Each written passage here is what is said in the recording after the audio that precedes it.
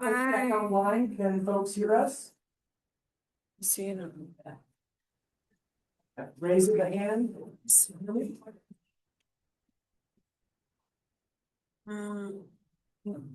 Yep, Thanks, I'm Sherry. Gary. I'm a little bit of a walk around kind of person because I don't sit still very well. Well, thank you all for spending the afternoon. As we were chatting at eBoard at our 2 meetings ago, Angel and I in particular were, thinking about, as you sort of transition out the door, not everybody really knows kind of how all the sausage was made over the last 4 to 5 years. In terms of how all the things that were talked about today by our partners in the meeting, all of that. It's easy when you're part of it, you're going through it, you just assume everybody knows what's going on. And communications is always the biggest single challenge because you invariably forget people, you just assume, and it always leads to some challenges down the road. And so what we thought was we would spend a brown bag session just kind of going back a little bit to the beginning of this process and sort of laying out what was in our heads, what sort of led to some discussion going forward. And so I think maybe, well, a couple of things. One, obviously, I was a big part of this piece, but also Mike Blankenheim, who's with us here today. Mike was the unit chief for CAL FIRE for a number of years, including during the Caldor fire, and then Mike just retired at the end of last year. Mike was a huge part from the CAL FIRE side in beginning sort of this discussion, and also Sue Phillips, who was the deputy chief administrative officer at the time this was going on, and Sue was instrumental in her leadership from the county, sort of bringing all of this together and going forward. So I'm going to rely on them heavily to keep me honest today in the discussion, but I'm also going to have them weigh in and talk as we go. So I think a lot of people know me from, Ken was the director, the chief of CAL FIRE. That's where people saw me a lot, but there was a lot going on with Ken at CAL FIRE prior to being the chief of CAL FIRE. I spent almost 10 years in Southern California, Riverside unit, Southern operations, and it was in the early 90s when the fire issues were really emerging in Southern California, and the state was looking at a new way of trying to embrace communities. The Fire Safe Council network was just beginning. And so in Riverside, along with Butte and Nevada Yuba Class units, we had an opportunity to pilot some new concepts in the unit fire plans. And you've heard Jeff Hogue talk about the unit fire plan. Well, we were working on sort of a revision of all of those things back in the early 90s and trying to make them less jargony and less economic simulators and more about how do we use them to help inform our communities and fire safety councils on the work that needs to get done. So I spent a lot of time in those days working on that, managing prescribed fire and fuels treatment for Riverside. And then over time sort of took those concepts forward. This whole idea of partnerships and all of that early formation for me, I spent just as a young kid spending a lot of time staffing a partnership in the Santa Ana Mountains that included fire departments like Orange County, Riverside County, the Camp Pendleton Marine Corps Base, the Cleveland National Forest. We organized and actually started doing very similar things in those days to identify what could we work on together.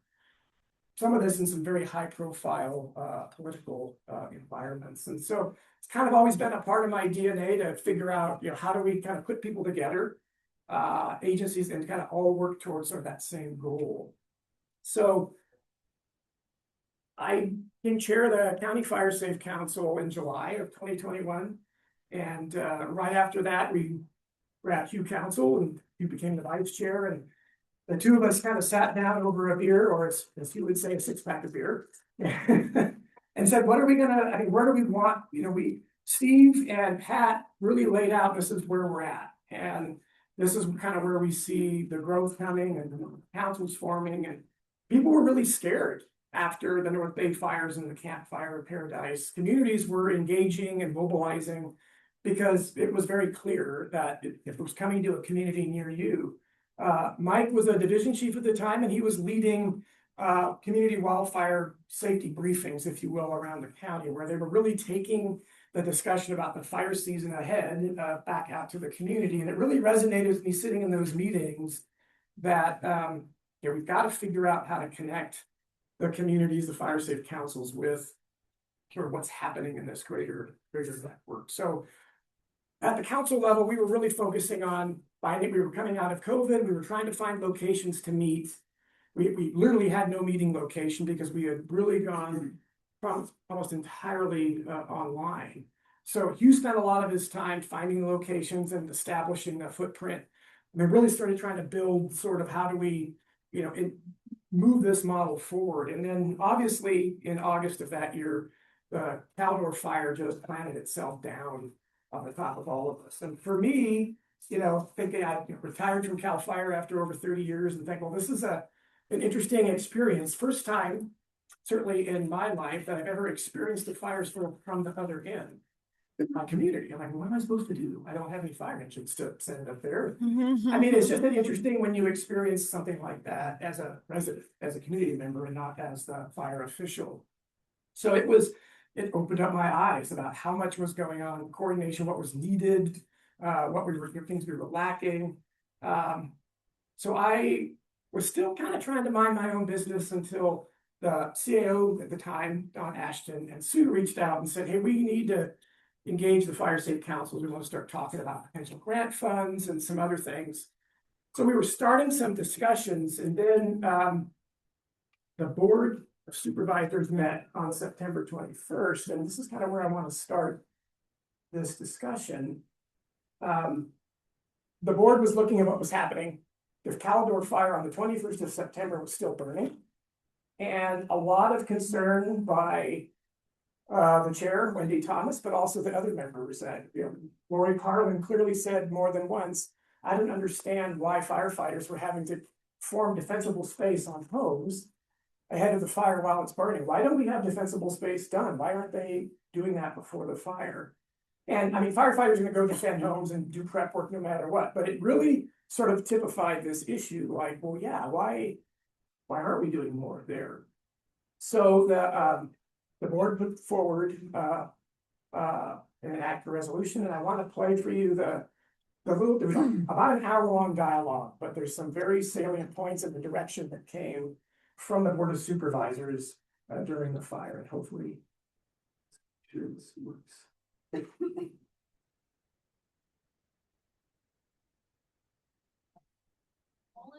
See, it's not. How do I make that work? Right, hold on. Which one? This one is this one.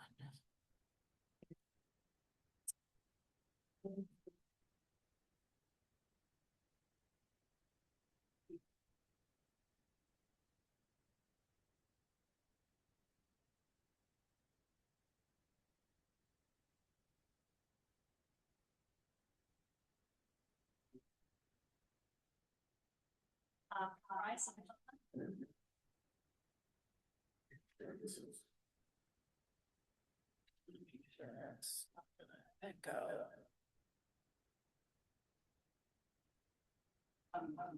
All of this is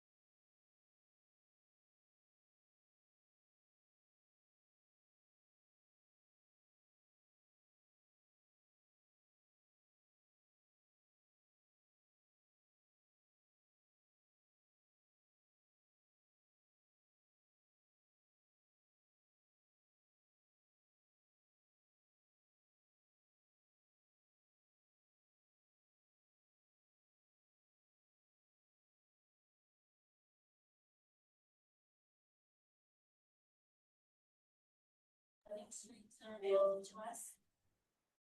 Comprehensive work plan and implement that both on private and public grants. One of the key aspects of this.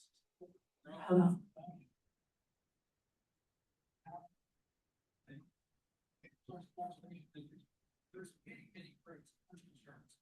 All we. All right, well, we'll move on. If we plug it. That's all right. In, will it come out? All of this is for to track the CAO office to convene. So we will, we'll move on, but the gist of what both the chair of the board of supervisors, Wendy Thomas, was saying, and Supervisor Hydal, was that a lot was going on in El Dorado County before this fire. The RCD has been very active, CAL FIRE, Fire District, the Fire Safe Councils, a lot of watershed level groups, a lot of things happening. But there were a lot of things maybe happening in silos, and she makes that very clear in her statement. So I think we can do a better job. I think we can identify from lessons learned from the Caliber fire. I think we can better understand current efforts with fuels reduction and vegetation management.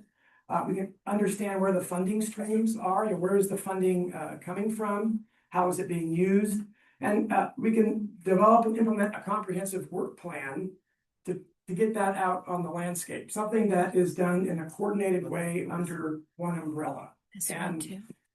that was their direction back to the chief administrative office. So the next sort of step in that process was Sue came back to the Fire Safe Council, to CAL FIRE, the fire districts, the RCD, and said, I really, we need to we're gonna put together this working group.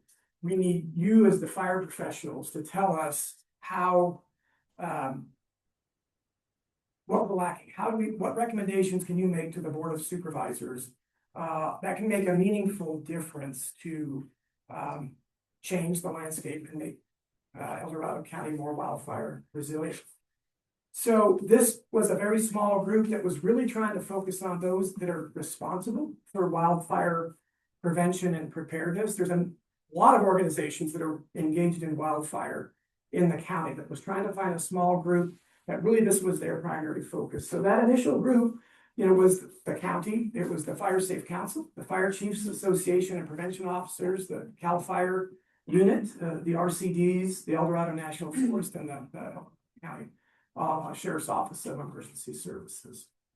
So the group sat down and we were given just this basic charge. What recommendations would you make to the board? And Sue gave us clear license. What is it that we would want to tell the board? And it's a two-way street. What do we as fire officials and fire practitioners think the solutions are, and what feedback do we want to hear from the board on what their concerns are and what they need to make decisions as leaders in the county? You should be able to try again now if you want to. We're pretty much like Good to dance. hit escape.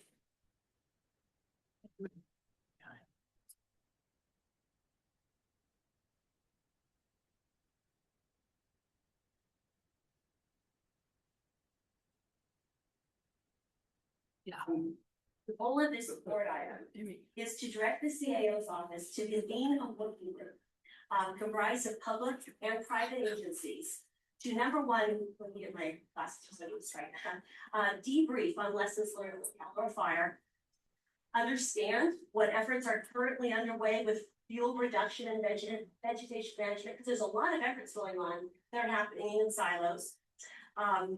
Understand the current funding streams that are available to us, develop a comprehensive work plan, and implement that both on private and public lands. I add to that, one of the key aspects of this is to put an umbrella over all the good work that everybody's been doing, right? The county's been working on things. The Resource Conservation District's been working. There's many groups, Forestry Service, have all been working on things, but there hasn't been an integrated effort to really get the talk going amongst all of us in terms of how do we do the best we can with resources, not only that are available, but how we open up for new resources, hopefully come in from federal and state government. And if we really get a coalition of Forestry Service, conservation districts, Cal OES, county, nonprofits, special, well, even the people who specialize in tree removal, right? Vegetation management. And in this context, I'd like to clarify, we have a vegetation management ordinance that doesn't talk about forests. But normally vegetation management, we use the term includes forest lands. Because it's all about maintaining the forest, maintaining grass fuels, keeping everything to a minimum. So in this application, it's the big vegetation management. It's not restricted to our ordinance. It's umbrella and everything. And the thing that I think that I hope the most hope for is we're able to bring in new resources. And a big part of that is we have a wonderful county. We have a beautiful Lake Tahoe.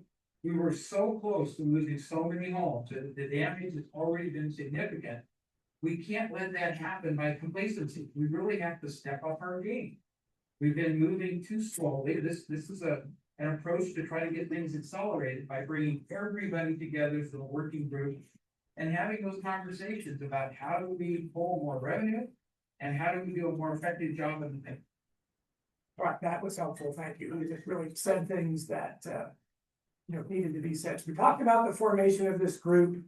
The group went off, it met for a number of weeks and several months, and then it came back to the CAO's office. Again, Sue was embedded as part of this process. So we were having these discussions, and the first recommendation was to update the county strategic plan to include fire-adapted communities.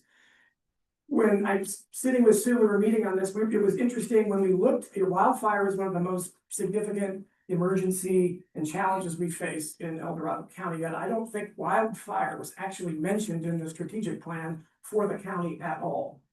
And we said, well, if we're gonna do this, we've got to actually recognize that wildfire is one of our leading issues. And so we proposed updating the strategic plan to include that as a theme. We established a wildfire strategy. So this took some work and time, and we'll talk about this off and on throughout the presentation, but we needed to know what was the plan going forward for the county and the partners to implement a wildfire resilience strategy that have goals and have a process to organize this and make it happen. Establish a wildfire resilience and preparedness office, OWOPR. To a T, the group said, look, El Dorado County, the county government is ultimately the one responsible when communities like Grizzly Flats burn, when Mosquito, when all these fires are occurring, when there's damage and destruction in the community and infrastructure is destroyed, homes are burned.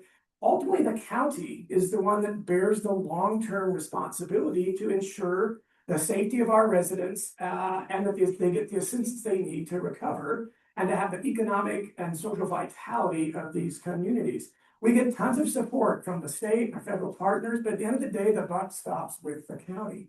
So the county has a vested interest to minimize that impact and to do what's best and support the efforts to minimize the impact of these disasters. County had recognized across the board, including the county, really hadn't been doing that. But folks may not realize the county is not a fire department. The county doesn't provide fire protection services to anybody in the county. They are a partner. They participate in Joint Powers Authority for EMS.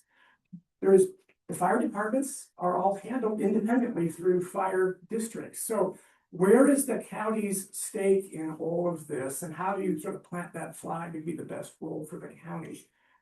There were a number of items that this working group said the county should really engage in and be part of to set some leadership. Talk more about what that is in a minute. Hey, Ken, it looks like the slide froze. I'm just behind. It's on the Zoom. Then we're gonna just reshare it.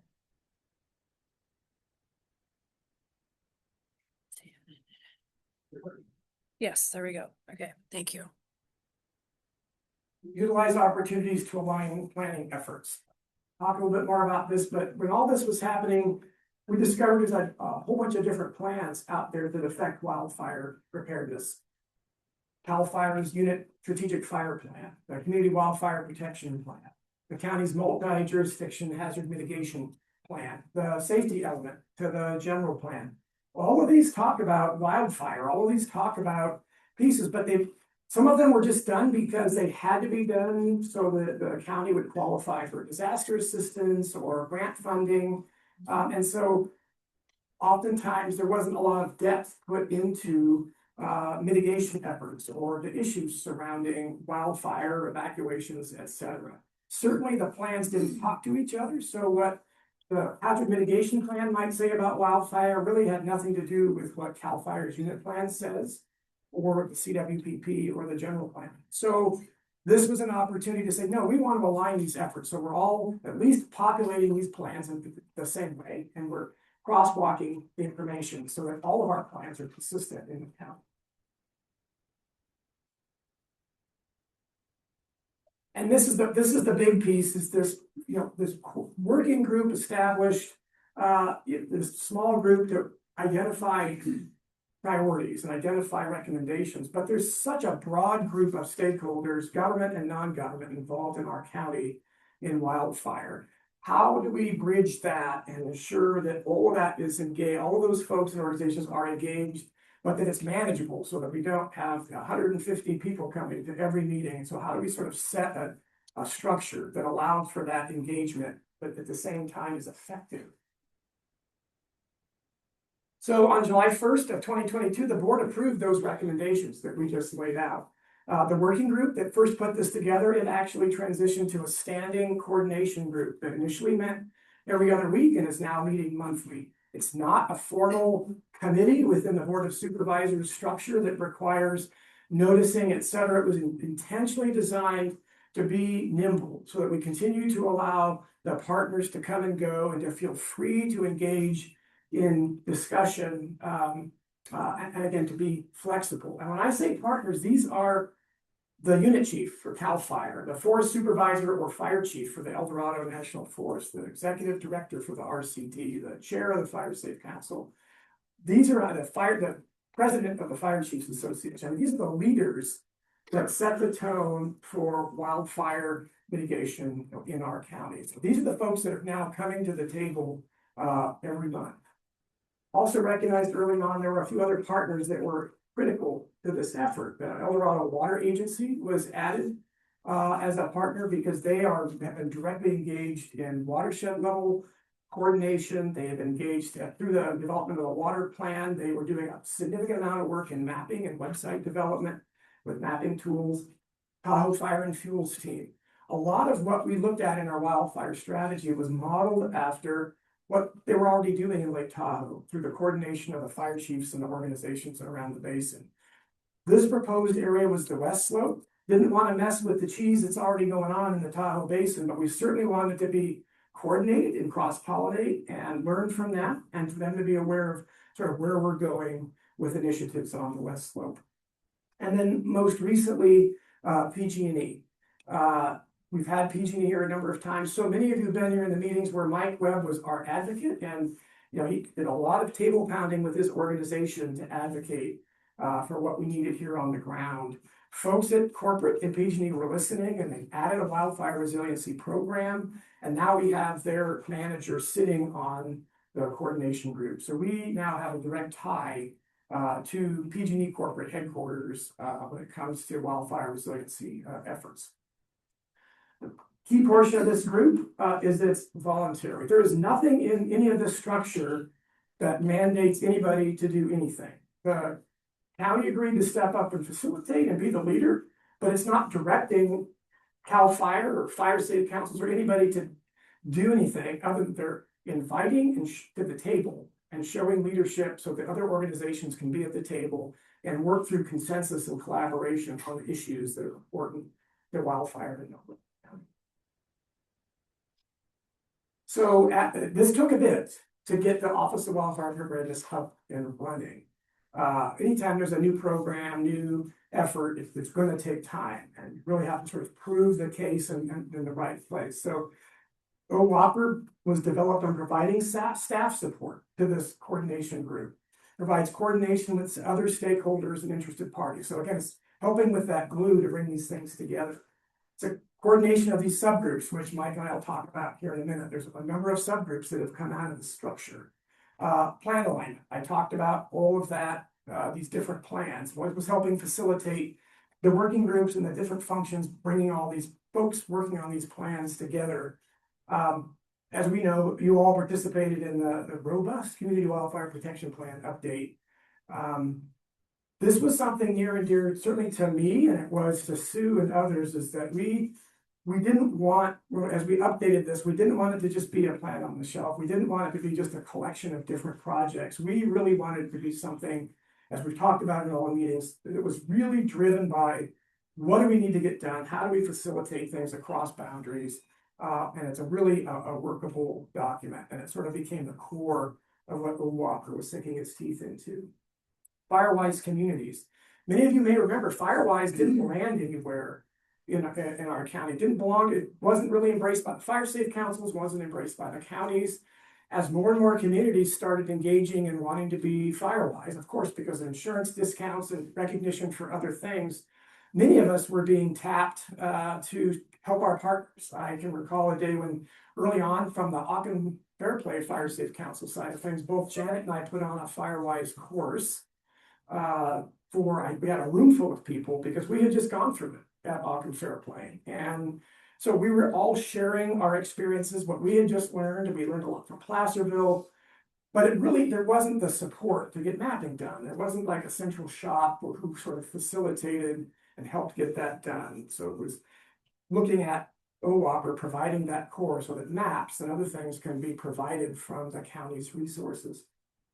As Tom talks a lot, the county coordinator program. So that funding that's coming from the state through the State Fire Safe Council goes directly to OWAPR to support the county coordinator program. The online mapping tool, the program is responsible to work directly with the county GIS program to keep that tool updated. Early on in the process, we all said, nothing, we can talk all we want. We need to see a map. We need to see where folks are doing stuff. And it was that simple. We all have been seeing it at the planning meetings. But the mapping tool, it's a work in progress, but that has opened the door to really sharing data and providing. I know sometimes I struggle with using it, but probably more me. But there are opportunities there with that tool now that we didn't have to share information, data. And then Sue's gonna laugh, but when we built this PowerPoint, I forgot to put defensible space on there. And it's usually because I try to ignore it and she gets mad. But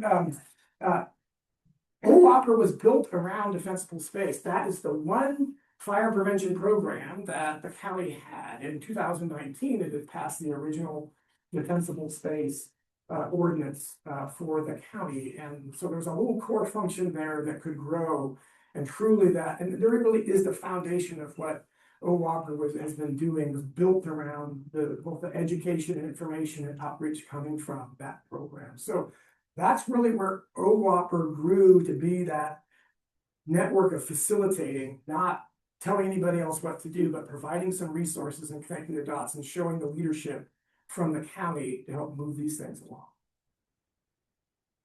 Now we get down to the part where you probably can't read this, but it's great to talk about, here's what we all want to do, but when you come from CAL FIRE, you don't do anything without a plan. Doesn't matter if you're going to go grocery shopping, you've got to have an instant action plan to say what are we buying and who's driving. I mean, it's just what you do. So is there a medical evacuation plan for that? Yeah. So I mean, I'm not, you think I'm joking, right? So we were sitting in the meeting and we're just all looking at each other going, well, how does this work? Who organized? What's the flow? And so I believe it was Mike, Sue and I went up to Mike's office in Camino, and we just locked ourselves in the conference room and just started throwing things up on the board. What would something look like? How would we flow? How do we coordinate projects? How do we flow information back and forth? How do we share what each other's doing? How do we build something on consensus? And I don't, Mike, you want to share your perspective on how that went? Yeah, so good afternoon, Mike Blanken. I'm retired unit chief from the CAL FIRE Amarillo Eldorado unit, and yeah, sitting with Ken pretty much from the ground level on these things. So spot on. When it came to this discussion here, when you come up on the CAL FIRE side of things, especially at the unit level, when you live and work in a unit, this is starting to change a little bit, and this is a good thing. But prior to 5 or 6, 7 years ago, the unit chief position, the deputy chief position, the assistant chief position in CAL FIRE and in the Amarillo Eldorado unit especially, were made up of people that have come through the fire suppression world. That's what CDF, that's what CAL FIRE really was. That's what kind of made the bones of CAL FIRE was fire suppression. You know, that we keep 95% of our fires 10 acres or less. We're built around an initial attack strategy and all of those kind of things. And it's probably an unfortunate thing, but it's been in the last 15 or 20 years where the fire prevention piece of this has really become front and center in what CDF and what CAL FIRE is doing. So that's just a long way of saying, so when it came to this point in time, the only tools I had available to me to look at this were from an operational perspective. So the original org chart for probably a year and a half, 2 years maybe, was a CAL FIRE incident action plan. It was an ICS 202. I think Ken might have been the IC. We had an ops chief, we had a PIO, we had a liaison, we had all the ICS functions built out in there.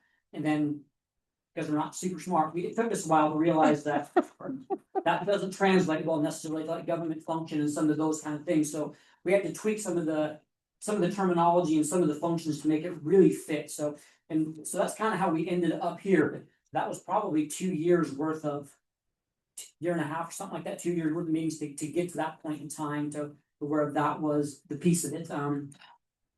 One of the biggest things that Ken talked about at the very beginning of this, some of the core principles on the foundation of this, and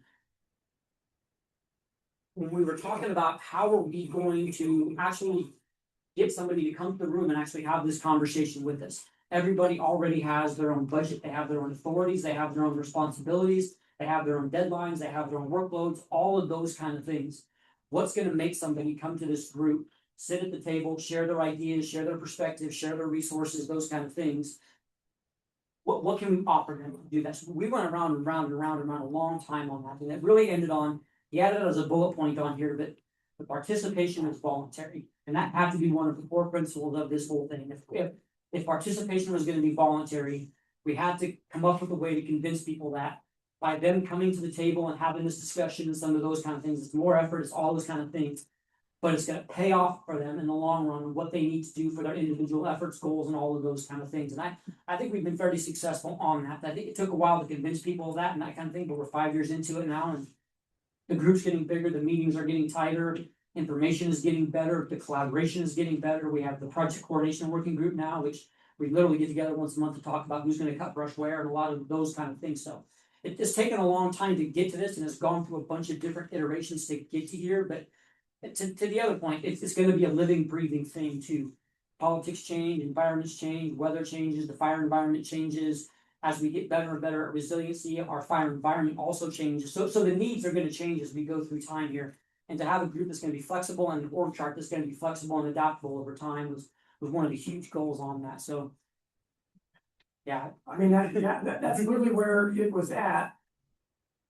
So we covered a lot of these things, but to kind of give you the perspective, some of these names have changed, but there's a planning policies section. It wasn't formally organized, but this was the structure that we used when we aligned all the plans. It was the same people working together, going to the different organizations that were responsible for the plans and helping get those plans where they needed to be. Direct result of this effort was the county becoming a fire risk reduction community, getting on that list. And I know we sometimes get frustrated at what that really means, but at the end of the day, we were able to show the state that our plans were aligned and that all the updates were occurring, and that's what sold it, that we had our ducks in a row and worked together.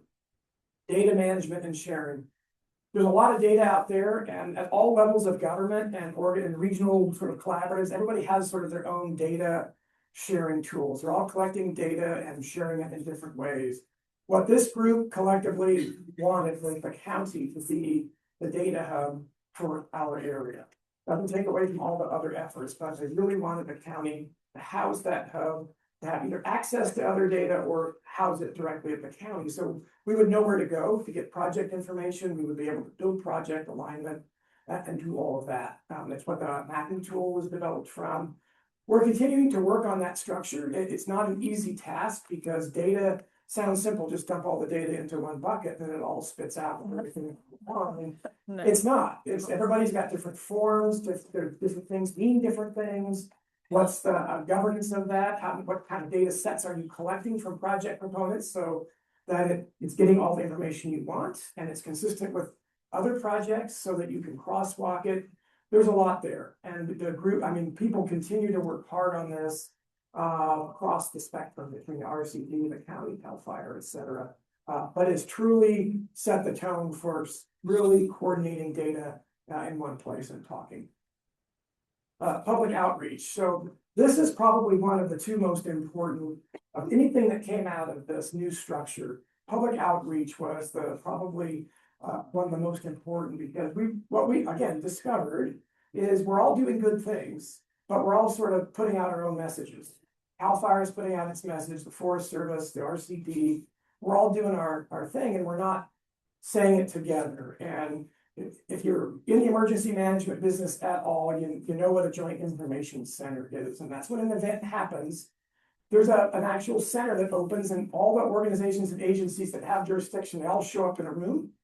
And they basically develop information in a unified joint center. So press releases are approved together, information going out, or at least the coordination occurs. Now we wanted that concept. We're not looking to direct people how to do their public information programs, but we wanted a concept that got us all under the same tent when it came to our messaging and projects and activities around our area. And this has been a hard one because no one really has a lot of investment. Doesn't matter whether you're the Fire Safe Council or the county. Public information is always the hardest one to staff and provide real-time people to it. And so oftentimes people didn't have a lot of extra time to sit down and do that. So the county took this on. Tanya now chairs the public outreach working group, and under that umbrella, we have all of us that are engaged in this, and they have calendars. They're building what's the messaging in this space that happens throughout the year. The fair coordination, the cyber awareness right now. So all the agencies are working on that. And so it's just come a long way to try to get us making sure we're all consistent in our messaging. So our community members are hearing the same thing so that they're not. But this is the most important one in my mind. Mike mentioned it, project funding and coordination. This is what, just within the last year, this group has been stood up. And it was where our 4 planning area meetings grew from. We just met yesterday, and when you go around the room, we now have SPI, we have Water Agency, we have EID. Everyone is in the room. And to Mike's point, we're all talking about what each other is doing, and now we're also starting to collaborate on, okay, who's working where, how do we leverage that project? Or maybe we aren't gonna do that one this year, we're gonna come over here. It's really how CAL FIRE's talking to RCD about the Placerville fuel break. Everybody's having a conversation and sharing and really thinking through how do we do this better together. And again, there is absolutely nothing that requires any of these folks to sit at the table and meet with. They're all showing up because they realize this is how I find out about what's happening. And I will tell you straight up, there will never be a perfect process. You're going to show up in these meetings and you're gonna get hurt, you're gonna have your feelings hurt because you're gonna hear about something for the first time in that meeting, and you're gonna wonder why I didn't know about that before for X, Y, and Z. Well, yeah, you're absolutely right. So it's up to us to get over that. Okay, yeah, my feelings are hurt, but guess what? Now I know, which is the entire reason we have this structure. And we're gonna move forward and figure out now that we know. And I think that's the most important part of this. We have a process that allows us to inform each other, and sometimes we don't know exactly when at the right time, but we have a process that allows that to happen, and then we can work together to fix it going forward. It's really built on the trust and the partnership and working with each other. Yeah, one quick example of that, when we got together, the very early on part of this and talked about the voluntary process and all of those kind of things, we talked about, someday we're gonna have everybody in the room and we're gonna put things on the board and people are gonna decide who's gonna take on what project, and it's gonna be super efficient, coordinated, and all those kind of things, and that, to Ken's point, that hasn't come to fruition yet, but in one of the very first meetings we had, the point about not knowing something and that kind of thing, there were 2 agencies going after the exact same grant for the exact same project, and they hadn't talked yet. They said it both in the meeting, they both looked at each other, and about 10 minutes later, they had figured out on who was gonna apply for what piece of it this year, who was gonna apply what next year, and it was just worked out. Probably saved both groups a year of planning and I don't know how many hundreds of hours and that kind of thing, just because they were sitting at the table together and neither person got offended because they both applied for the same grant. They were willing to sit there and talk with each other and had a fantastic outcome with it. So to Ken's point, none of this is perfect, all of it is voluntary, and it takes people with real commitment and dedication to come to the table and be willing to have these conversations and make some decisions for the greater good and behalf of their agency. So that was a great point. Well, I know Tamara had to leave, but Tamara's the mainstay for the Fire Safe Councils in this group, and I'm telling you what, if you ever want an advocate for what everybody does, her. But it's very well received. She brings this, again, everybody's bringing something to the table, the level of expertise that she brings to the table. Is really helping shape of where we all, what our voice is. But we have DOT, it's just, we've got DOT there in these standing meetings, and we're hearing about where road work is planned. And we're able to start talking about, okay, that means we can do X, Y, and Z, and we're starting to try to dispel this about where DOT can work and where they can't work. And it's just, we've never had that before. We've tried hard to get these folks in the room, and it's always been a struggle. And there's just a synergy now that they're starting to come to the table and have that dialogue. And then really lastly, the bigger piece on this overstructure, and it was sort of the core of this in the beginning, was defensible space. Local government does defensible space, fire districts, the county has a defensible space ordinance, implements defensible space, CAL FIRE implements defensible space under the Public Resources Code. We were all out there doing our thing. I mean, everybody's got defensible space, and people just picking their spot. Well, CAL FIRE, we're gonna have our engine companies go out and work, and we've got dedicated inspectors, we're gonna go work. And early on, there were discussions about, well, how do we've got X number of properties in the western slope of El Dorado County. So we know we have a finite number of places we know collectively we need to engage. And we have X number of resources to do that. We have CAL FIRE, we have our fire districts with engine companies and some level of inspector capacity. We have the county, which has really been building its program. It's the one that owns the ordinance that really mirrors with some additional items the Public Resources Code, but the county owns the ordinance, so it has stepped up to provide the capacity to help implement that. So the county's deciding where it's gonna go. And now we've added our assessment program through the Fire Safe Council. And so how do you have a plan now that, and I'll get the number wrong, but you're looking at roughly 85,000 homes in that high, very high, if the number's wrong, you guys just tell. You have this number. And so the goal is, how do we touch each one of those properties, these homeowners, over a period of time, so that we have a frequency that we've touched everybody. Well, no one organization or agency can do it alone. So there's a plan. I mean, annually, this team through the Defensible Space Working Group sits down and they determine who's gonna work where, so that we don't have overlap. It was amazing. There was one day when a CAL FIRE inspector showed up at a piece of property, and then not long after that, a county inspector showed up. And can't imagine the confusion on the part of a homeowner. Well, now it's just, they put maps up, it's all GIS based, and they have a plan every year, who's working where, when do we revisit an area, they build emphasis areas so that they can really focus in certain communities and neighborhoods. Again, now we're dividing and conquering, and it's really exponentially going after how to accomplish all that. We could never do that before. We were all sort of doing our own thing. And you heard Elizabeth today talk about, using field maps. Well, now we're all reporting into the same reporting structure, whether you're a voluntary assessment or you're doing an inspection. We're all collecting the same base data that the state uses to help determine support for these programs and where the work's getting done. So this group has really been at the foundation of the day-to-day business that's going on in defensible space. And that team was the core of the cadre that supported our defensible space assessment and training program. And it was all born right out of that. So again, why is this important? Well, no shock, wildfires have continued to become more severe and more what people should really pay attention to what Jacoby said this morning.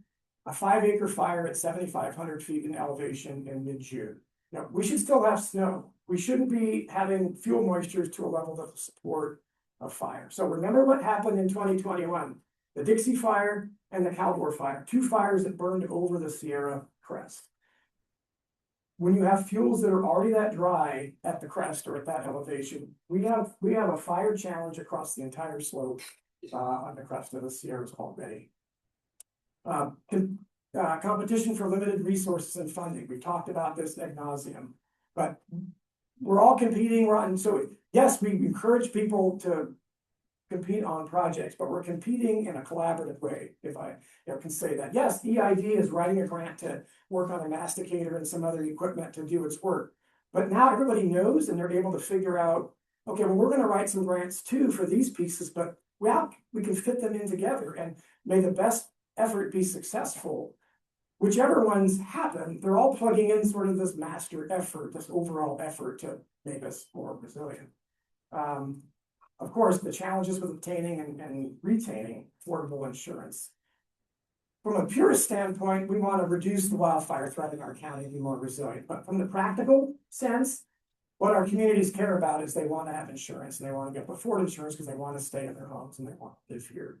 So we have to find these ways and work together to tackle that challenge.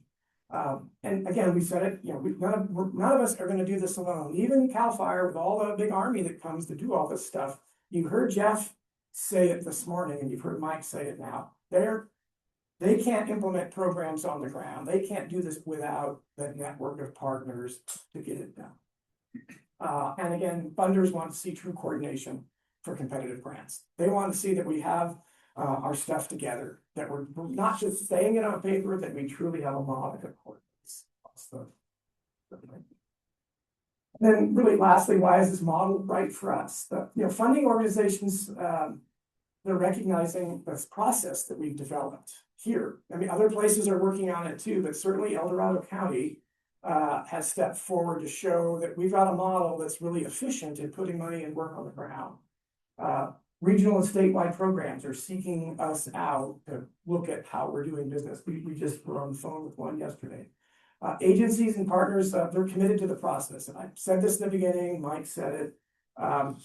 People want to come to the table. They want to, it's not what they can get out of the group. They want to know what they can bring and offer to the group. And it continues to, they all show up, many of them on their day off on Friday when they'd rather be golfing or whatever they do. And they're there Friday mornings, like clockwork, to have the conversation. Most important, it's the relationships and the trust. We've got to come into the room recognizing that we each have our missions and our responsibilities, but we also trust that we're in this together. We're going to do it together. When we have challenges, we're going to call each other on it. And we're going to work it out. But the partnership and the respect for everyone in this entire network is what makes it work.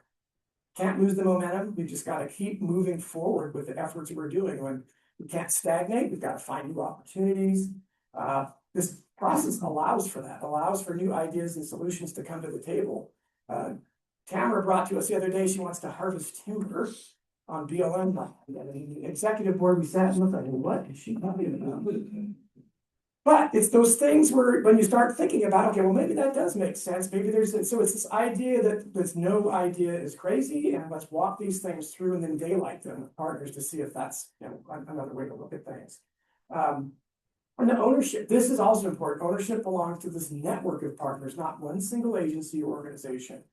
No one walks out of these meetings saying, I did this, or we did it's we. There's this sense of sort of collaboration. And again, I started this off with saying I did this for a long time in the early days. I did it with a lot of big players in Southern California. And I can honestly say what's going on here is unlike even what I saw there. The sustainability, you have a lot less to work with. We have a lot less to work with in El Dorado County than they do in Orange County and Riverside County. But we managed to leverage every last drop, whether it's our fire districts, our councils, all of the resources we leverage to get it done. And that's not something that's happening everywhere. And again, we talked about many other counties and organizations looking to sort of replicate this model. Mike talked to a lot about what Amador County is asking, and we've talked to other counties. So it's a lot to unpack. There's no secret sauce, there's no formula, there's no, I don't think, sort of black and white playbook for this, other than you have to walk into this with it's about more than me, and that there's a bigger picture, and what do I have to offer to this, and that I trust my partners, and that I act like a partner. And some days things go well, and some days we're frustrated. But we come back to the table and we continue to sort of move the needle forward. Hardest part about all of this is change. And I think we all recognized that because of your successes, we outgrew the model we were in. And it was probably a little bloody along the way as we were starting to propose change and a different way of doing things.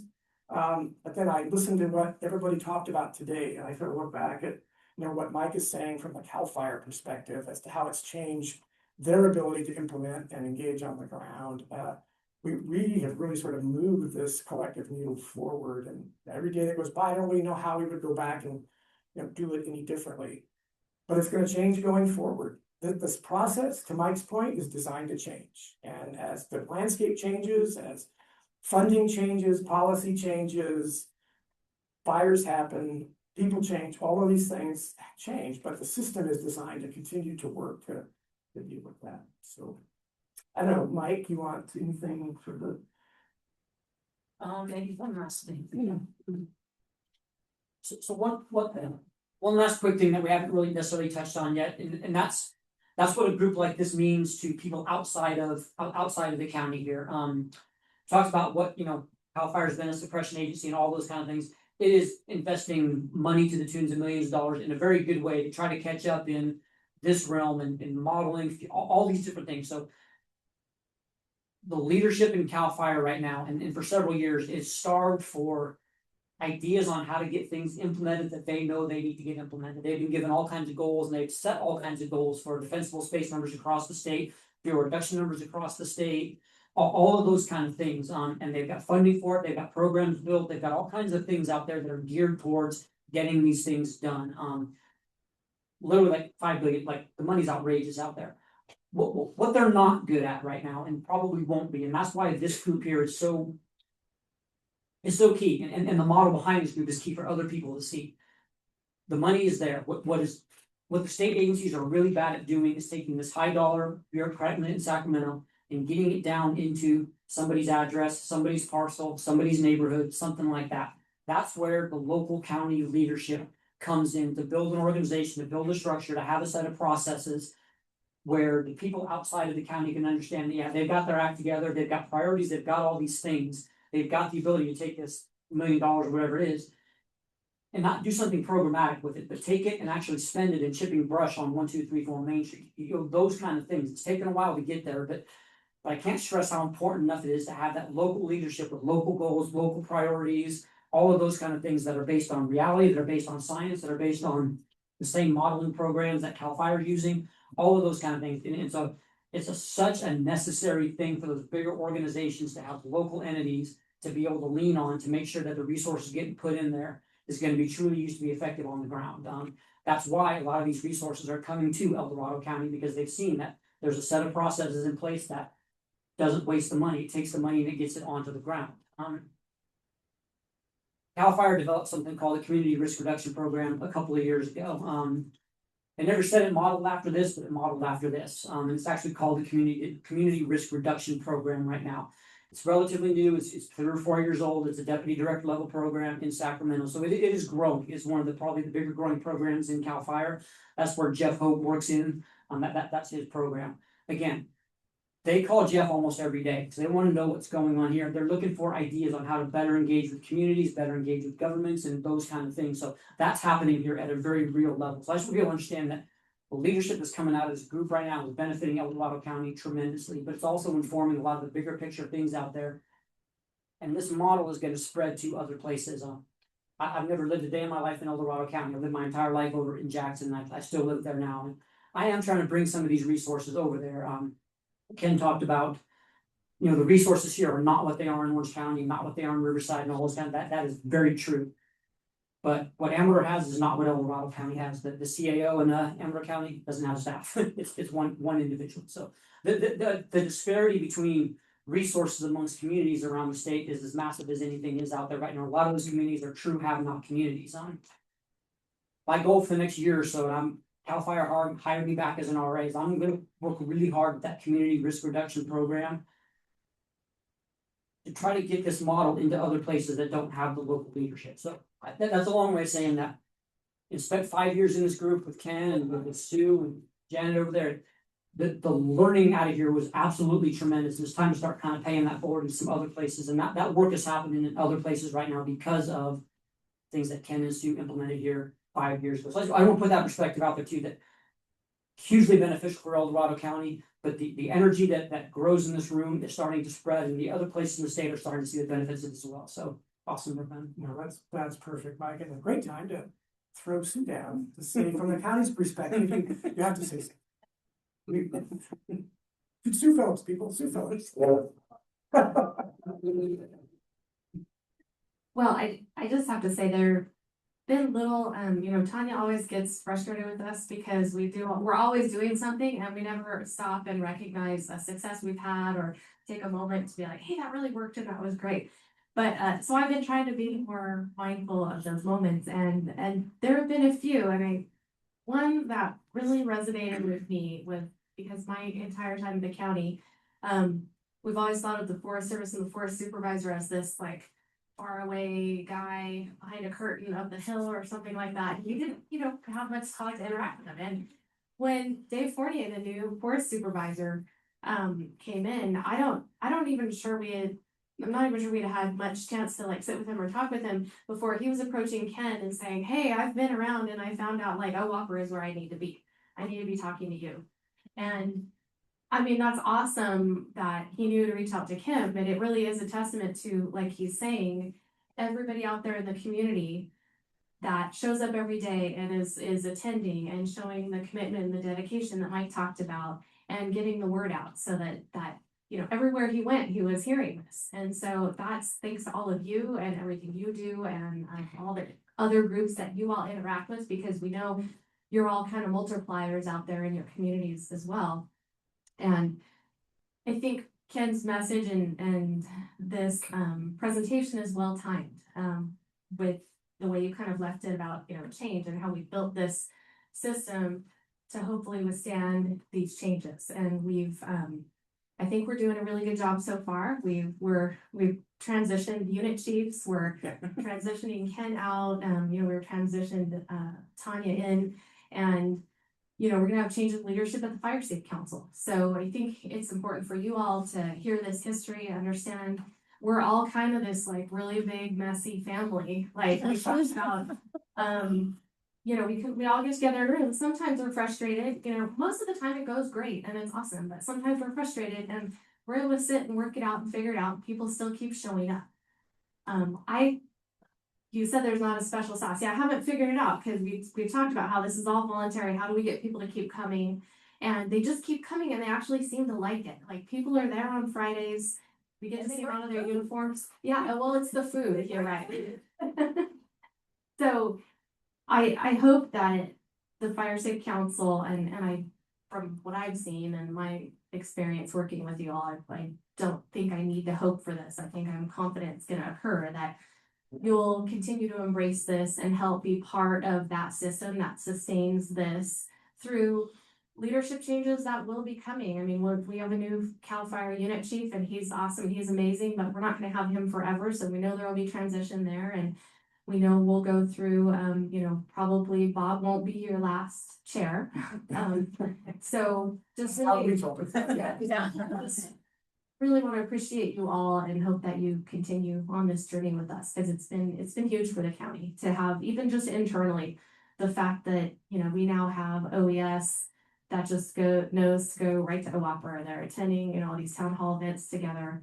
I can't even express the board members. It's like OWOPR is now just a household name with the board members. I mean, anything that comes up, they are kind of programmed to be like, hey, let's figure out, let's throw that to OWOPR and figure out what to do there. So again, thank you all for your part in that, and many more years together. Sure. So questions, thoughts, concerns, tomatoes, but I know it's late now. Any of it makes sense? Lester? Objections? Really,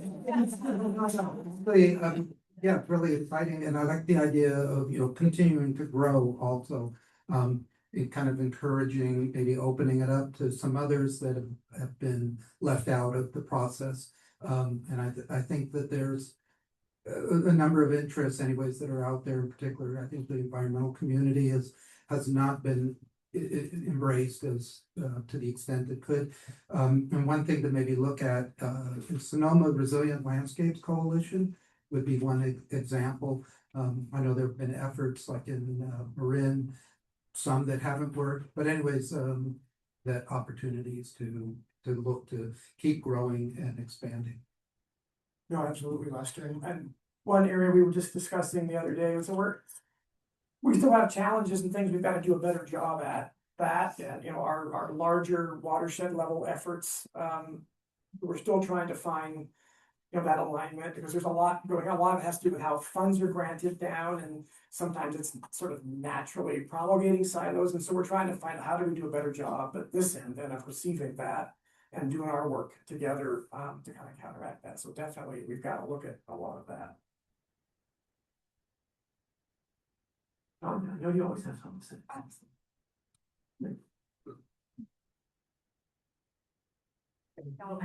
I don't always have something to say. Really? That's not true. I keep a lot in, okay? That's not true. Who's that?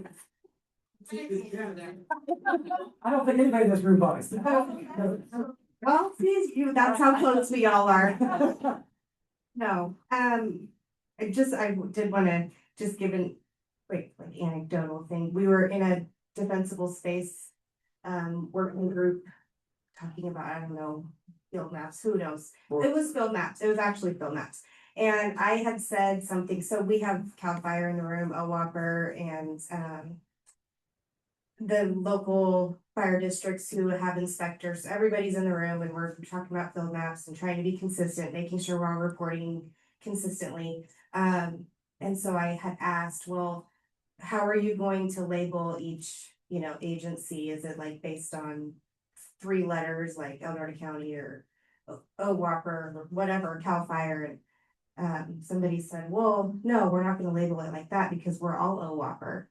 And so my heart was exploding. It's like, we are, well, it's not that, you know, we're all OWAPR because everybody is their own thing, but all OWAPR is this like avenue to coordinate everybody. So we kind of all are OWAPR. Everybody is. It's like, this is what the whole spirit of OWAPR is to make sure everyone's working together. So, and I see that all the time, every day, and it is so much, that's much more exciting than the fact that, you know, we are a resource to the county, to the community as the county. Every day there's something that the county needs to take a role in or to take leadership on or something in this, and we're able to do that. We're fire safe councils, other agencies, local fire districts, when they need something that's county related, they're able to do that simply because of OWAPR being here and being able to do that. So I really appreciate so much how the county values the Fire Safe Council and is very, very committed to making sure that the Fire Safe Council is at the table. And I really appreciate the leadership of the outgoing Fire Safe Council, that, you know, they've made sure that this partnership is going to sustain. So with the MOU and just with everything, so I think it's amazing. Great. All right, yes. I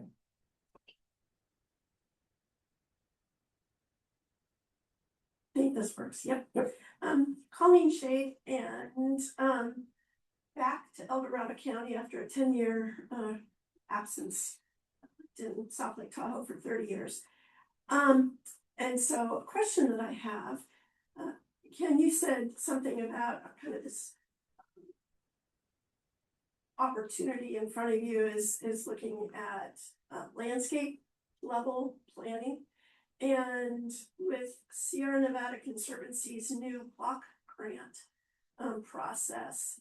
And the identified areas that right now have those partnerships that have proven themselves, so to speak, that are now on a map that will be eligible for those funds.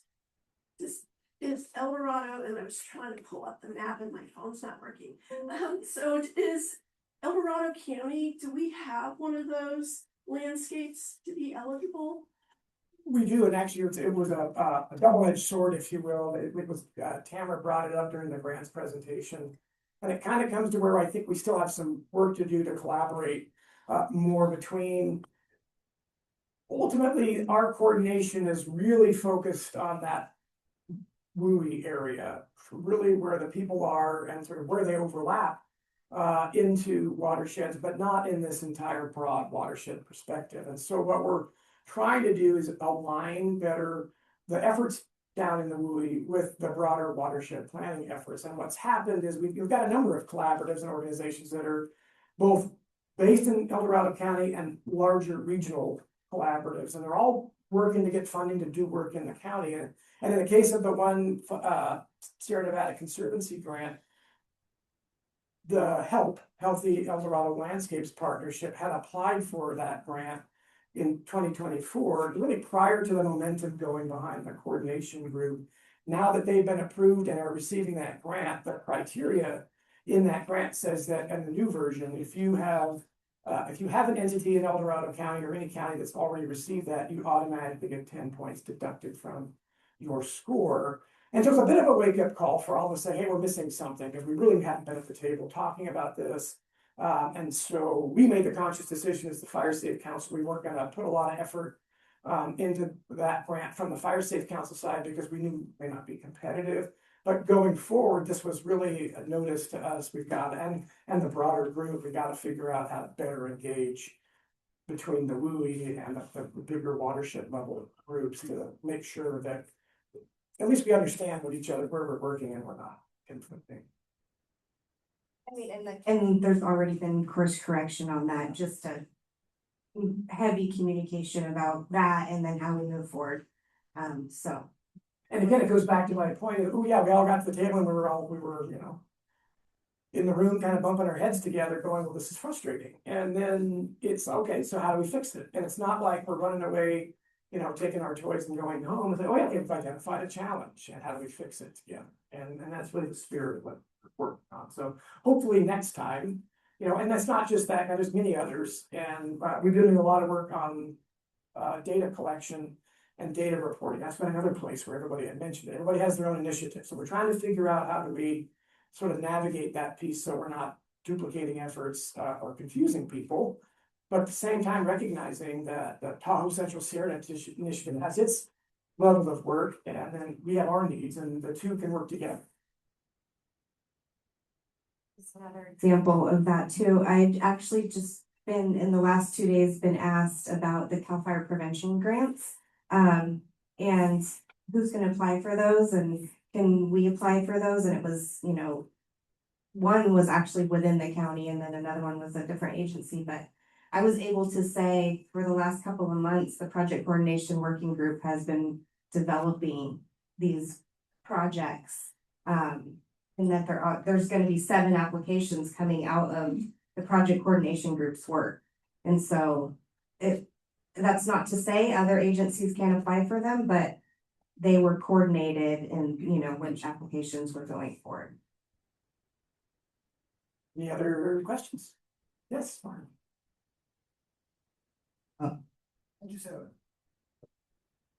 There we go. I'm aware, stuff that comes out of my mouth often sounds crazy, but I have a lot of self-acceptance, so here we go. My background's in psychology, and I was really struck by what works here. And what you're, in my view, operating under as a good marriage is the archetype of the good marriage. I loved it. I just loved it. The problem with us men is we operate under the warrior archetype, which gets the job done, is very tactically oriented. Clearly, my experience of you is, but we warriors have to do something for the greater good. And this is what's happening here psychologically. I'm just really, really impressed. you talk about getting out of silos. I think what you're doing is giving warriors a good cause, a good marriage to serve. I just think it's phenomenal. So there's a particular quality in this that's very important to acknowledge. And I know it sounds crazy, but as I said, I have a lot of self-acceptance. So, yeah. Thank you, Mark. Take it easy. Yeah. Take you with us everywhere. The introspection. Wanna come to Jackson tomorrow? Yeah, I don't think so. Wow. You know, I know what you're all thinking right now. Holy crap. The guy that put this whole thing together is leaving. Getting an unlisted number. Yeah. And, you know, I'm thinking the same thing. I want to let everybody know, I think it was last fall, Paul, sort of talked to me about maybe, you know, taking over this position, and I really wasn't too sure about it. I heard from Ken, I heard from Angel, Dorothy, you know, Tamara twisted my arm, and I started back in January going to the e-board meetings. I think what really convinced me is over at the Diamond Springs evac session there with Drill. I was talking to Tanya because I really needed Tanya's okay. And I had, Then your life will be hell if it's not. So.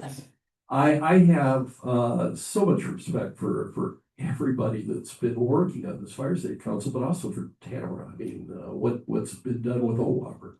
And I guess that convinced me. I just want to let everybody know I am a team player. My background's totally different from Ken. I came from the private industry or the private sector. I have a lot of respect for people and different personalities. I mean, that's what I am. I'm also very focused.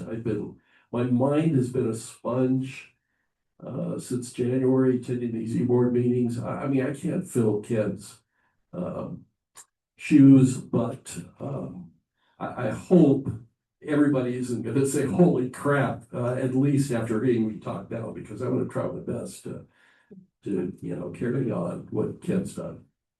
Well, here's what I have to say about that. That we built a process, and we all have a tenure in any of these organizations, and we bring something to the table. And that's, you know, why, you know, Janet was such a great fit for the treasurer for the last 5 years as we had this explosion in grant payments and work. It's, you know, we've had Hugh.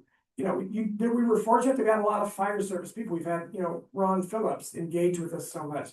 We've just got this core of people that engaged at a time when this was the need. And so we've now built this platform and this process. And it's time to, again, Sue said it, we said it's time. This is a time of change.